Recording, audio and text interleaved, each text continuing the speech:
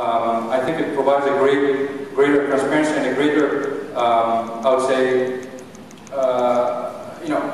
I feel a relationship and trust between both clients and banks. And lastly, I would say it has also a lot of profit loss sharing principles, which is more, it makes the bank participate more in the structure and the product that they offer to the client.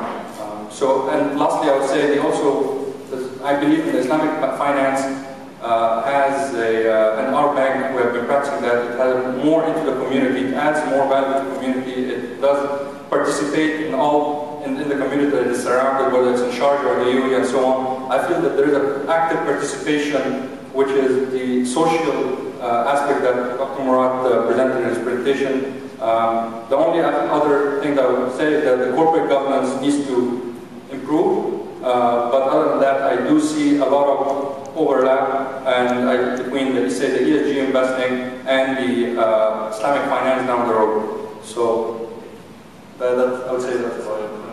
Thanks a lot for that. Murat, I got back to you, particularly on the scholars side. You certainly shown the importance of being connected to the right people. But from a promoter of a project's point of view, one may be in a dilemma. In the sense, I need to be connected to the right people. You pass the right comments. We do not know in certain circumstances how much these right people are paid to be on board. So if I'm a promoter of a new, let's say, micro project, I need the right people to get to the right people. But at the same time, I need to maintain my costs down. From that point of view, it has always been my perspective that Islamic finance, particularly the North African region, needs to kick off strongly on micro projects rather than the large projects. From your point of view, I know it's a difficult question, but how should a promoter, what approach he should take in that sense? Should he go to the big scholars, or should he go to the pure endorsements of Sharia, forgetting about the social network connections you were referring to before? I think what's very important is, first of all, is to get an understanding of what Islamic finance is about. I mean, if you just enter a kind of transaction just to tap resources, I wouldn't, really recommend to do it. First of all, get an understanding about the dynamics. And here, initially, it could be very interesting, or it could pay off to work with a Sharia advisor like Sharia or others that are out there in the market. So having a good understanding, first of all. Costs are an issue, and they are definitely. And apart from that, an issue can also be in the countries that you're looking at, that you are not going to find any Sharia scholars. Now, think of Germany, for example. There is no real established or acknowledged Sharia scholar at that stage. There's a Muslim, association dealing with such questions. They're trying to create a central certification process and so forth. But even in a country where there are 4.5 million Muslims, you don't have the established structures. So you're ultimately in a situation where you have to revert to the people that are already out there in the market. And right now there are about 500 out there in the market. They vary in terms of their prominence. Some are very prominent, but it doesn't necessarily mean that the ones that are less prominent are not as good as the ones that are very prominent. I know, for example, of some people that have 2 PhDs, they have worked for a conventional institution, are very experienced, and they could be ideal for a starting point, getting in touch with those people. And this is why we call for greater transparency when it comes to who are the Sharia scholars out there. Today the data is out there, you can actually see it. And what's also very important, some of the scholars, because they are so much sought after, over time have increased their rates. So it can be very expensive. There are some occasions where you have an issuance, let's say, of a bond or a sukuk in that case, and they are paid on a commission basis, like an investment bank, for example. And it can go, when you're talking about an issuance of 500 million plus, it can be easily in the millions that you're going to basically pay to your advisors, which are represented then by the Sharia law, etc. So this is certainly a case. Now that's why I think you can actually break this up from an Islamic finance perspective by allowing much more junior scholars in, by making sure that advisors like Dar al-Sharia do most of the business, because a lot of those decisions are already codified by IOFI, the standard setter. I would involve very experienced Sharia scholars only if we're talking about very complex issues.